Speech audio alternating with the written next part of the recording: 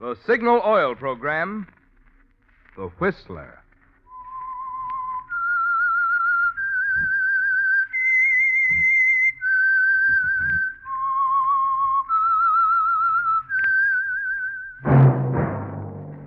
That whistle is your signal for the Signal Oil program, The Whistler.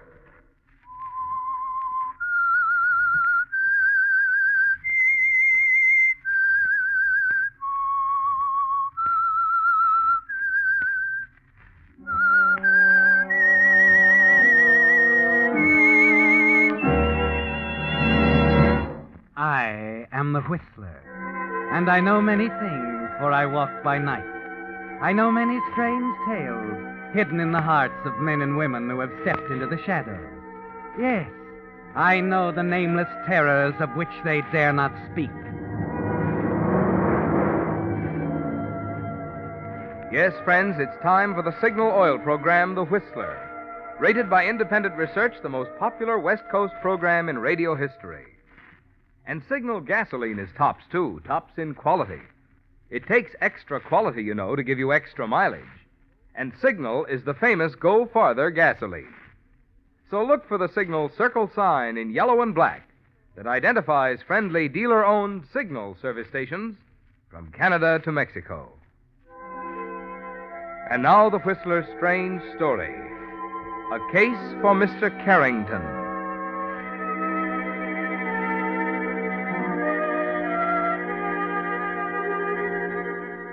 Outside, a gathering of black clouds had turned the blue waters of Kingston Harbor to a leaden gray. The breeze blowing in from the Caribbean was heavy with moisture, and on the sugar plantations, in the grinding and boiling houses, Jamaican natives sweated and muttered that a summer storm was on the way.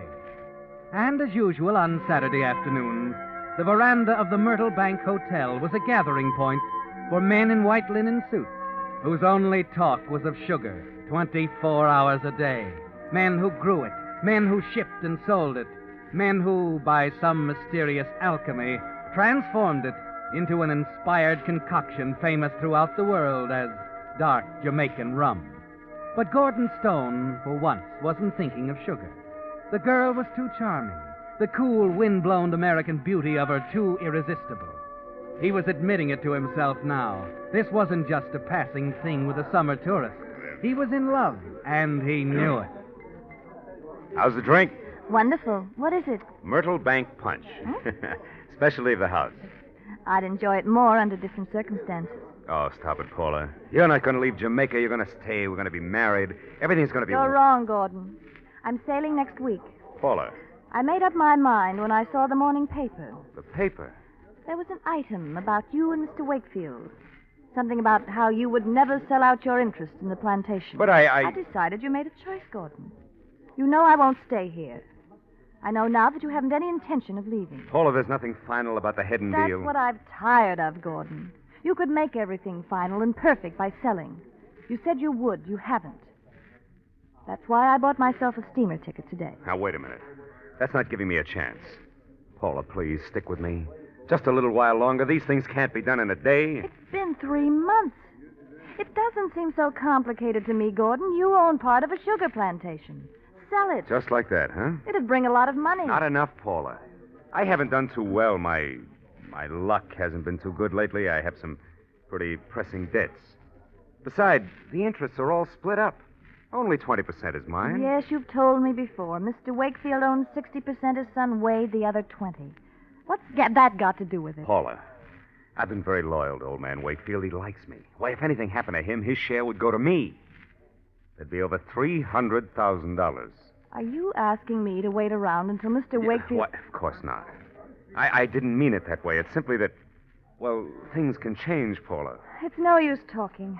You're practically admitting you aren't going to do a thing. I'm leaving, Gordon. You're not being fair, Paula. This is no time to desert me. Why, I'm almost ready now. What do you mean, almost ready? Why, to talk things over with the old man.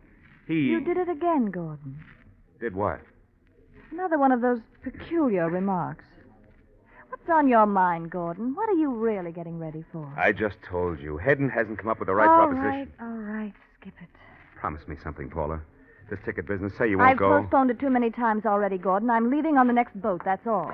Beg pardon, sir. Oh? Oh, yes? A message for you. Inspector Carrington is waiting for you at your house. Inspector Carrington? Oh, he's an old friend of Mr. Wakefield's, dear. You better tell the inspector that Never mind, Gordon. I must go anyway. All right, Paula. Paula, I'll get in touch with you. Goodbye. Would you like to take the phone, sir? The inspector... No. Just tell him I'll be out there in half hour. I'm just leaving.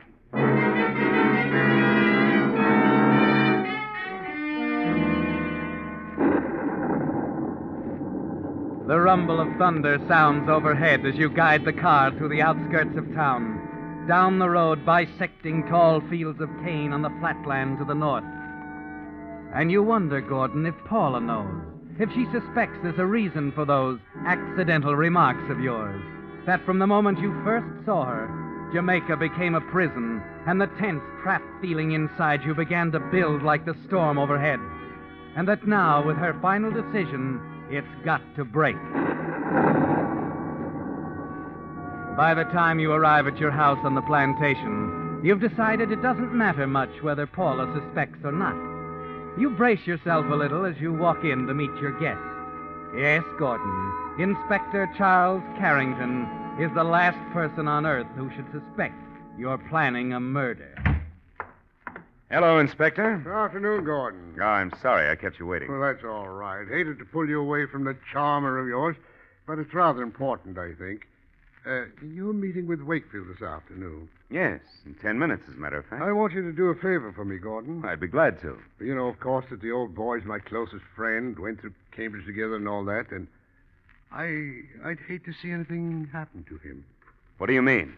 Oh, I've never said this to him, Gordon, but frankly, I'm quite worried about his boy, Wade. Oh, Wade. Well, I don't know. He's not a... Now, I understand the two of them have almost come to blows on this hidden proposition. Wade wants to sell his interest. His father, of course, refuses to consider it. It's sort of a chronic condition. It's more than that. I think I know human character, Gordon. Lord knows I've dealt with it long enough. Wade's not like his father at all. To get to the point, I'm very much afraid that boy's liable to do something violent if he's crossed too often. Old man Wakefield would jump down your throat if he knew you were thinking. I know it. That's why I'm telling you. If it were up to me, I'd get the boy out of the country. But you see, it isn't up to me. You think it's that serious? Huh? Oh, it could be, easily. Wade is capable of anything. Such as? Killing his father, for example. Oh, come now, Inspector. I've seen it before, Gordon. I know that look. He's fully capable of murder, and above all, he's got the motive. Oh, incidentally, I see you have a copy of my book on homicide investigation. Yes, I've had it for some time. A little out of date now. I wrote it in 23 when I was at the Yard in London. But there's one thing in it that'll be sound as long as they're human beings, Gordon. Give them the motive. 9 times out of 10, you've got the murderer. Wade Wakefield's got the motive. And I'm afraid... Don't worry, Inspector. Well, I want you to look out for his father, Gordon. You're with him all the time, the two of you in business together and so on. You needn't say anything to him, of course. But if you suspect the boy's up to anything, I want you to get in touch with my office at once. I'd better be going along. Oh, can I take you anywhere? No, my car's outside, thanks. You'll go along with me on this? Why, of course, Inspector. I'd do anything for Mr. Wakefield. You know that.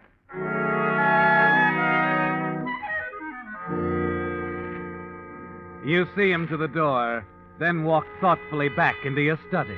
Take his book on homicide investigation off the shelf. Flip the pages to a passage you've studied many times, underlined in red pencil. If there's one essential in the investigation of homicide, it is the element of motive. Given the motive, 9 times out of 10, you've got the murderer. Carrington's creed, Gordon, and the key to your escape from the prison here, the open sesame to New York and Paula, and the $300,000 in proceeds from the sale of the plantation that will come to you if old Mr. Wakefield, your partner, dies. And above all, the thing that will send his son Wade to the gallows for a crime that you committed. Your mind is made up now. There couldn't be a better time, Gordon. The storm, the inspector. It's going to happen tonight.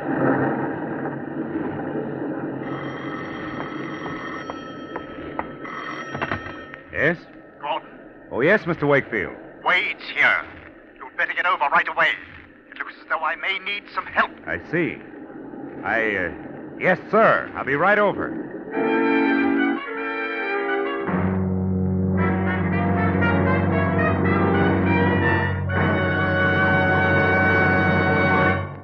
With the prologue of A Case for Mr. Carrington, the Signal Oil Company is bringing you another strange story by The Whistler.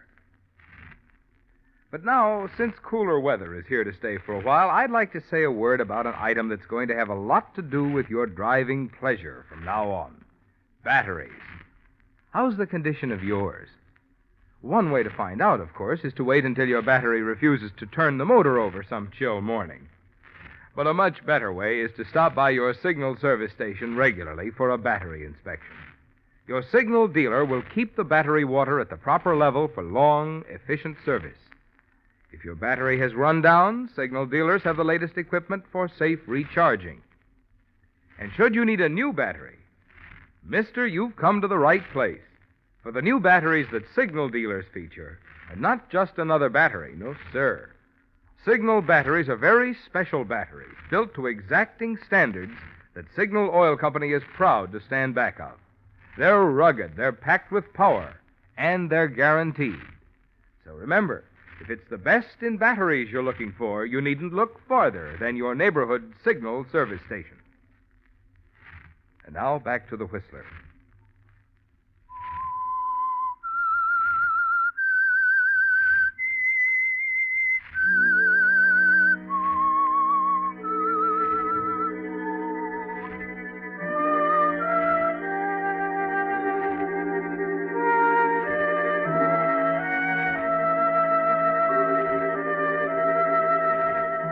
The downpour has turned the plantation road into a pair of muddy ruts as you slog along in second gear toward Wakefield's big house on the high ground near the gate.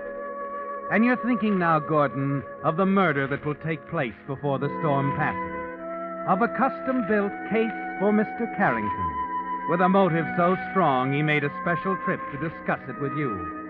You're thinking, too, of Paula and Fifth Avenue and dinner together at the Colony Club, and a life in which sugar is simply something you put in your coffee. As usual, there's a violent argument in progress between father and son when you arrive. Don't you understand plain English? Of course I understand English. I was brought up on it. But I can't understand stupidity. I've operated this plantation for 30 years without your help. Easy. Take it easy. Gordon. You'd better run along, Mr. Stone. My father and I are having a private conversation. And maybe you'd better shut up. Who do you Did you hear what I said? You're going to say that once too often, old boy. When that happens, let me know. Now, what is it? The same old thing. He wants to sell his 20% to Hedden. I thought we'd settled that. You were wrong. Now that you're both here, I might as well tell you. Well, go on. I instructed your clerk yesterday afternoon to draw up the contract. Mr. Hedden and I have already had an understanding. What? The deal, in short, is made. Wade. I'm of age, Father. My interest, my money, and my decision. Get out of this house. You hear me? Get out! Oh, come now. Don't you think you're being a little... Get out of here before I throw you out. I'm sorry to leave the old ancestral home. If you want me, I'll be staying down at the hotel. I'm sorry, Mr. Wakefield, that had to happen. You'll have to excuse me, Gordon. I think I'd better lie down for a while.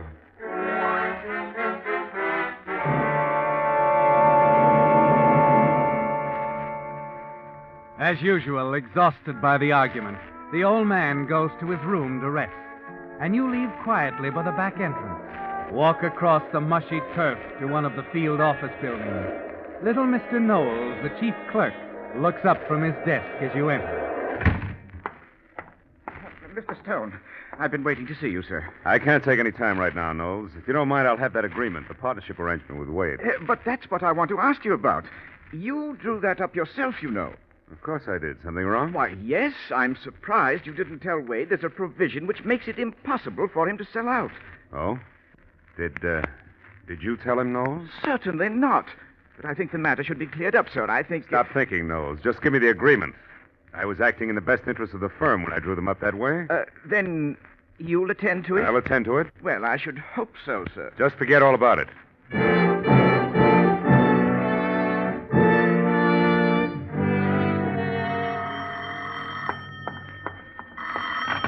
Yes? Gordon, Yes, Paula. I've been trying to get you for an hour. Oh, I'm sorry, dear. I was tied up I a bit. know. I just wanted to tell you my sailing's been moved up. The boat leaves tomorrow night. Oh? You haven't... Listen, dear, I'm going to see you tomorrow. We can discuss it You all haven't then. told me, Gordon. Are you going to sell? Well, I can't tell you now, Paula. I'm sorry. So am I. Goodbye, Gordon. Paula,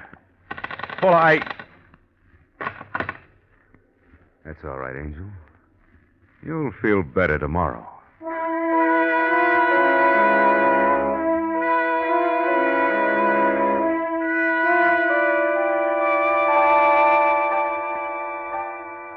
It's 3 o'clock now, Gordon.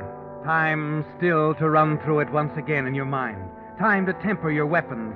Add weight to your legendary loyalty to Mr. Wakefield. Your obvious hatred of his son. At 4, you're sitting at the bar in Wade's hotel waiting for him to appear. Talking to Sid Riggs, financial editor of the Kingston Express.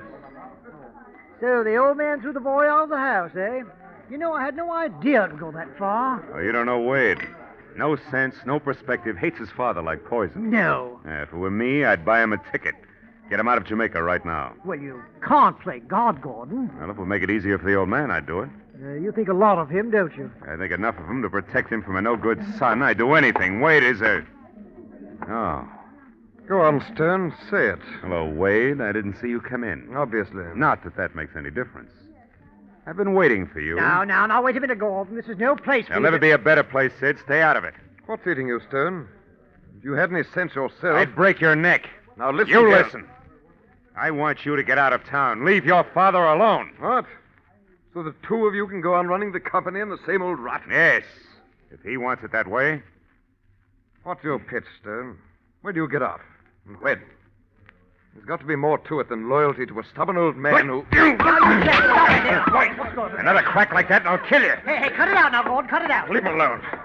If it's a fight he wants, I'll... Stop it. I'll call the police. You can't fight in my hotel. Come on, Wade, outside. Come on, now, you'll feel better. This isn't settled yet, Stern. Please, Mr. Stern, don't continue it. I can't say that I blame you, but the other patrons... I know. I'm sorry, Mr. Grayson.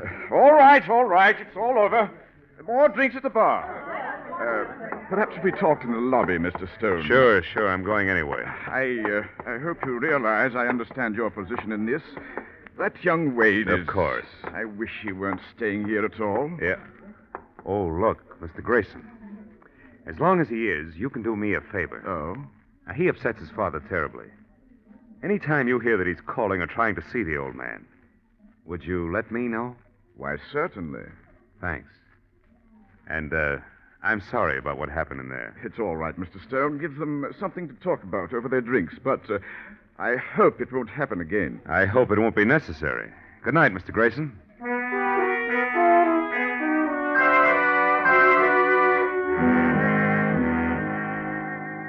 And you know that it won't be, don't you, Gordon? Because everything is fitting into place.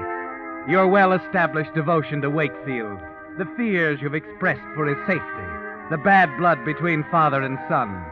All that remains now is to bring the two of them together, and you know how to accomplish that.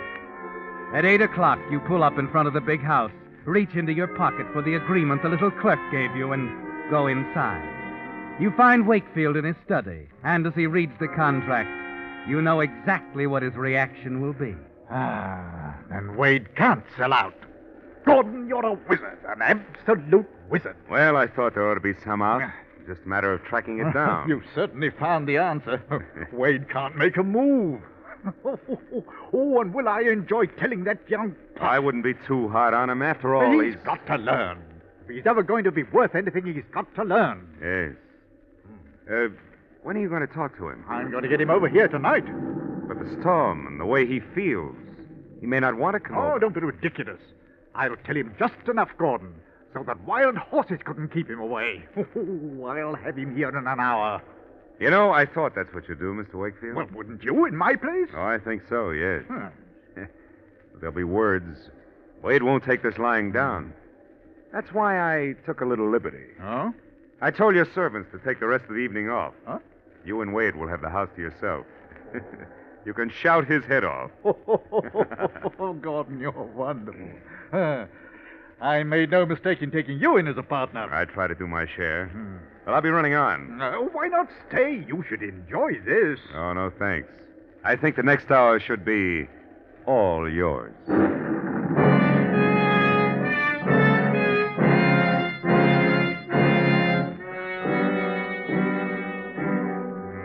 The drive across the plantation to your own quarters is pleasant, isn't it, Gordon? In spite of the mounting wrath of the storm. There's a tense, expectant feeling, some nervousness, but not enough to destroy the excitement. It's going so well. If there were any doubt that Wade would come out to his father's house, it's erased as you let yourself in, fumble across the storm-darkened room to answer your insistently ringing phone. Hello? Mr. Stone? Speaking. This is Grayson at the hotel. Oh? Mr. Stone, you asked me to call about Wade. What happened? Well, his father telephoned a while ago from the place out there. Shortly after that, Wade left. I'm sure that's where he's going. I see. I hope there isn't anything to be alarmed about, but, well, the way he rushed out of here and all, You did the right thing, Grayson. Glad you called. I'll get right over to the other house. I don't believe you could get there before he does, Mr. Stone. I've been calling... I'll do my best, Grayson. Don't worry about it. You hang up, smiling, knowing that your timing is almost perfect. But you'll have to hurry, Gordon. Wade can't leave that house before you arrive. You've got to murder Wakefield only a few moments after the two men argue and Wade drives off, heading back to town. You've got to go through with the one thing that can bring you and Paula together.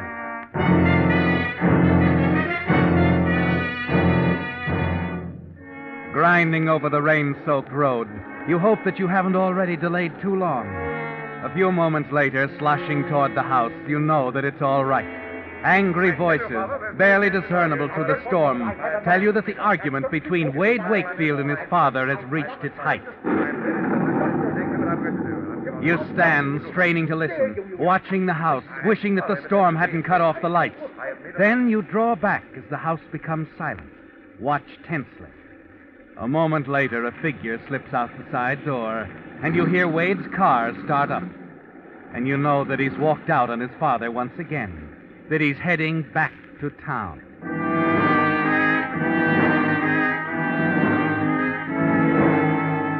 It's simpler than you planned, isn't it, Gordon? Knowing the two of them so well makes it almost mechanical.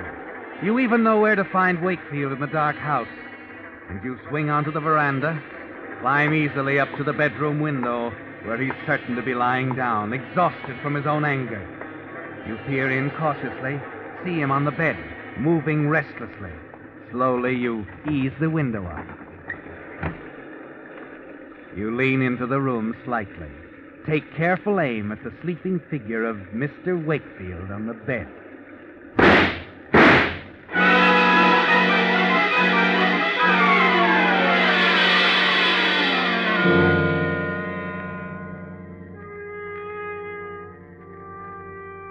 You told me to call you, Inspector Carrington, but I'm afraid it's too late. You're sure he's dead? I saw it happen. The hotel manager called me.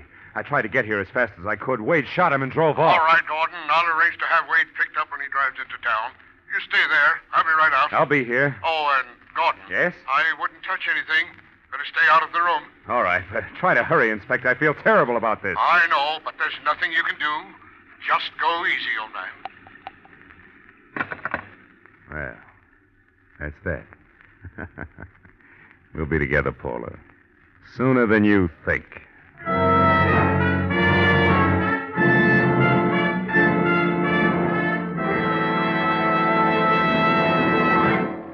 The Whistler will return in just a moment with a strange ending to tonight's story. Meantime, 2 points it'll pay every driver to remember if you want to be sure of the tops in quality when you buy gasoline. 1, In gasoline, it takes extra quality to go farther. and 2, Signal is the famous Go Farther gasoline. yes, it's a fact. Mileage is the best yardstick of gasoline quality. After all, there's only one way any gasoline can give you quicker starting, faster pickup, and smoother knock-free power. That's by helping your motor run more efficiently. And when your motor runs more efficiently, naturally you see proof of it on your speedometer in mileage, the very thing Signal gasoline is famous for. That's why we're so proud of Signal's good mileage, which has made Signal gasoline known from Canada to Mexico as the Go Farther gasoline. And it's why we say, to be sure of the tops in gasoline quality, there are just two things to remember. One, In gasoline, it takes extra quality to go farther. and two, Signal is the famous Go Farther gasoline. and now back to the Whistler.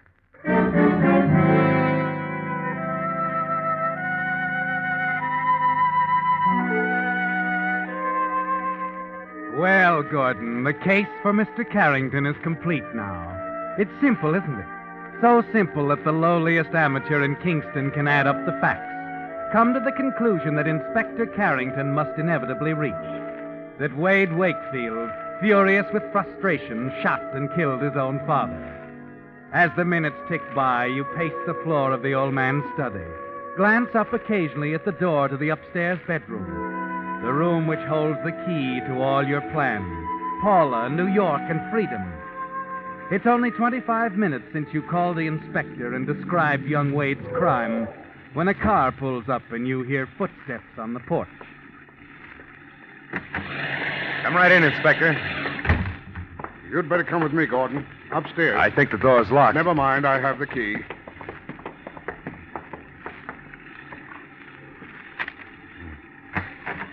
Here we go.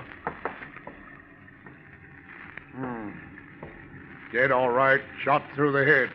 Yes, it's just as I told you. I saw Wade raise the gun and... A flash of lightning illuminates the room, and you get a good look at the body on the bed. Your knees buckle as it hits you. Of all the men in Kingston, Gordon, of all the men in the world, you've managed to kill the one against whom, in the eyes of Inspector Carrington, you had a solid motive. But Mr. Wakefield was... Wakefield is outside in the car waiting. They quarreled. Wade fell and struck his head. His father brought him up here before going for the doctor. Wade. It was Wade. Yes, Gordon. It was Wade you shot. Funny, isn't it, Gordon? Only this afternoon I was telling you. Given the motive. And who had a better motive to kill young Wade than you?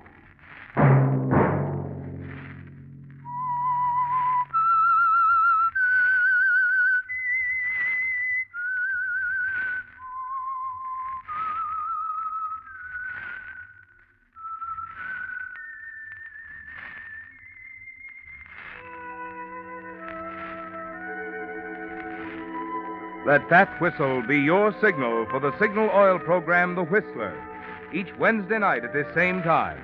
Brought to you by the Signal Oil Company, marketers of Signal gasoline and motor oil and fine quality automotive accessories.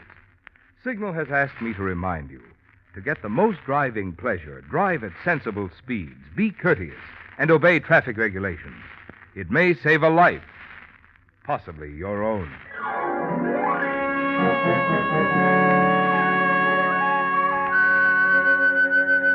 Featured in tonight's story were Gerald Moore and Mary Jane Croft. The Whistler was produced by George W. Allen, with story by Joel Malone and Harold Swanton, music by Wilbur Hatch, and was transmitted to our troops overseas by the Armed Forces Radio Service. Next Wednesday, for a full hour of mystery, tune in a half hour earlier. Enjoy The Saint as well as The Whistler. This is Marvin Miller speaking. This is CBS, the Columbia Broadcasting System.